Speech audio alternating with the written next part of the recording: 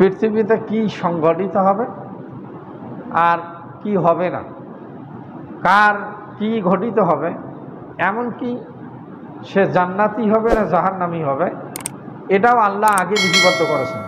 জোরে বলি সুবহানাল্লাহ। সে জান্নাতি হবে না জাহান্নামী হবে, আল্লাহ রাব্বুল আলামিন এটা সৃষ্টির পূর্বেই লিপিবদ্ধ করেছেন। আল্লাহ রাব্বুল আলামিন যখন কলম সৃষ্টি করেছেন, কলম সৃষ্টি করে বলছেন উক্তুব, কলম তুমি লেখো। কলম বলছিল মা আক্তুবু, আমি কি লিখব? ইয়া আল্লাহ, আল্লাহকে বলছি না আল্লাহ আমি কি লিখব? বলে তার ভালো এবং মন্দ যা কিছু আছে, যাহা কিছু সংগঠিত হবে তার কিয়ামত পর্যন্ত তুমি সব লিপিবদ্ধ করো। কলম কি করেছে? সব লিপিবদ্ধ করেছেন। এরপর আল্লাহ নবী বলছেন জাফাল কালাম, এই কলম কি করেছেন? শুকিয়ে গেছে, কলমের কালি শেষ, যা লেখার তা হয়ে গেছে। জোরে বলি সুবহানাল্লাহ। তাহলে যা লেখার তা হয়ে গেছে, এর উপর বিশ্বাস করা হচ্ছে ঈমান। কিন্তু যা লেখার তো হয়ে গেছে, এখন আপনি বসে থাকবেন তা নয়। এখন আল্লাহ রাব্বুল আলামিনের লেখনির উপর বিশ্বাস স্থাপন করা, আল্লাহ লিপিবদ্ধ করেই ফেলছেন।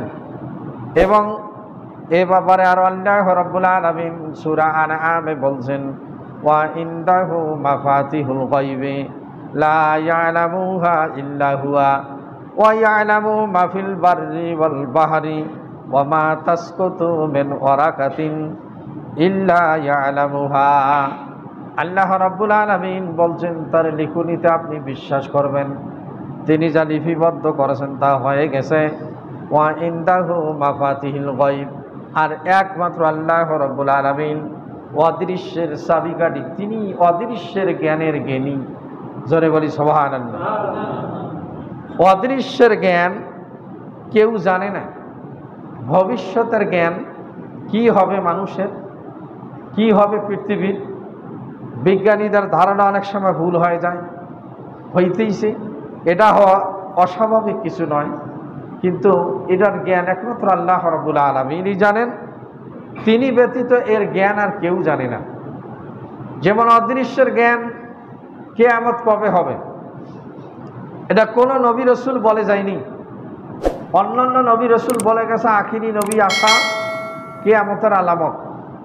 আখিরি নবী বলছেন যে আমার আগমন এবং কিয়ামত আঙ্গুল দেখা, বলছেন এতটুকু ব্যবধান। কিন্তু কত সালে হবে, কোন তারিখে হবে, কতদিন হবে এবং কি নির্দিষ্ট দিনে হবে, এটার কোনো কোরআন হাদিসে এর বর্ণনা নাই।